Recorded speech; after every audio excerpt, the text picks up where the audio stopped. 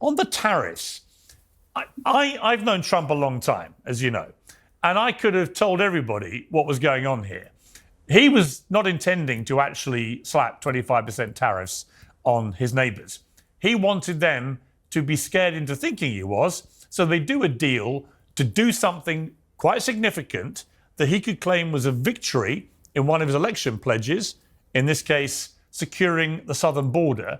And that's what he appears to have got already out of Mexico. Now, why don't other people see this? I just see people immediately going into the old hysteria of 2016 to 2020, where every single thing Trump did led to mass hysteria, rather than understanding a little bit better the character of the guy.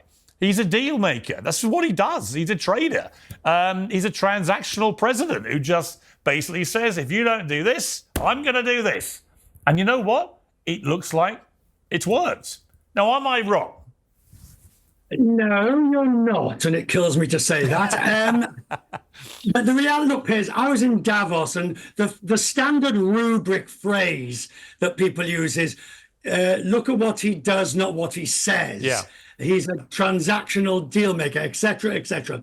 But the speed with which he has acted on so many other things in the United States, domestic policy, all the things you've been talking about, has led people to pause and think, well, maybe he's not just bluffing as a deal maker. And I think there's some valid justification. If we take the Colombia incident, now here we had the flights, the rejection, the threat, the capitulation. So there is some justification for people saying, hang on, maybe he really does mean these threats in this way with the force of destruction that they would bring. And I'll go one bit further, because to take your argument, which is he's a deal maker, transactional, etc., then President Sheinbaum of Mexico had 10,000 troops in her back pocket that she was waiting and ready to offer up as necessary.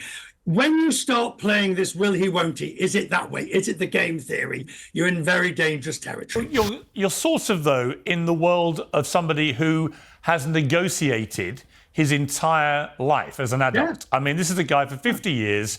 As a real estate magnate, and then with television contracts, and now in politics, he sees everything as negotiable. And by the way, I kind of agree with him. And in terms of the volume of stuff pouring out of the White House, a lot of people think it's chaotic and so on, and ill thought through and so on. I don't really agree. I think he spent 4 years systematically planning and plotting to hit the ground, if he got back in, unbelievably hard.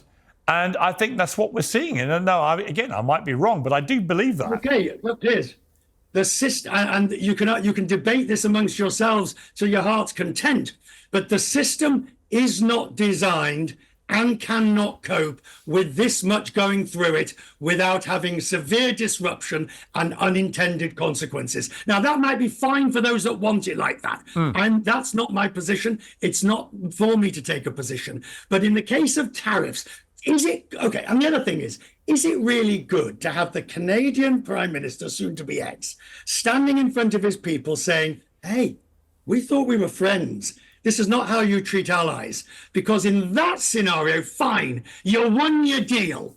But what's your long-term damage? Yeah, but you know what? I think I watched Trudeau sniffling and snivelling like he normally does.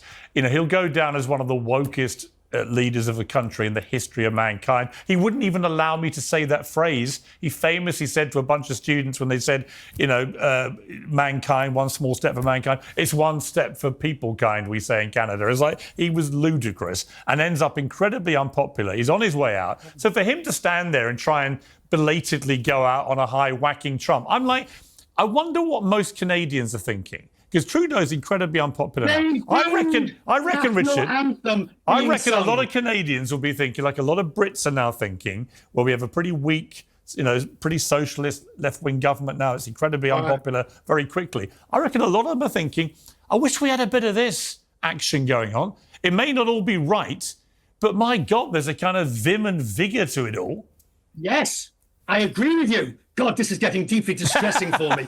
Twice in one year. Yes, I think there is a section in Europe, look in Germany, look in the UK, that is saying, hang on, why are they getting so much from their leaders and we're getting non-stuff and nonsense? But I worry about the long-term animus. If you think about it, Colombia, South Africa, all the aid policies, the EU, the UK, Canada, Mexico, if these are your allies and that's how you treat them, I'd hate to see how you treat your enemies. Yeah, but I think a bit of tough love. Let's bring Cenk Uygur in here.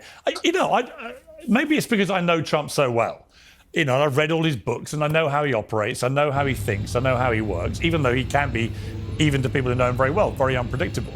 But I've watched all this tariff thing go down. You know, I'm going to do 60% tariffs on China. No, he's not. But what he wants China to think is there's a leader in town who's not going to take any crap from us.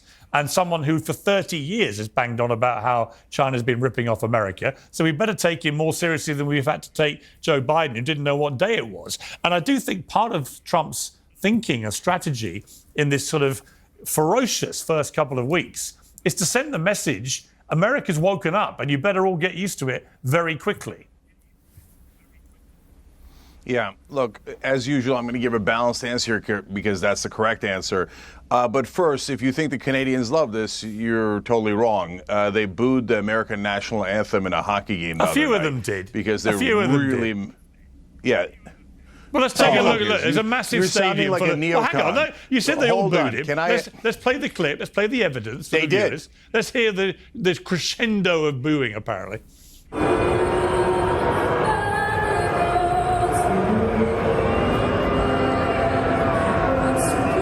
I got booed louder than that coming through Heathrow Airport the other day by a bunch of pro-Palestinians who recognised me. They were sort of semi-laughing as they did it. Okay.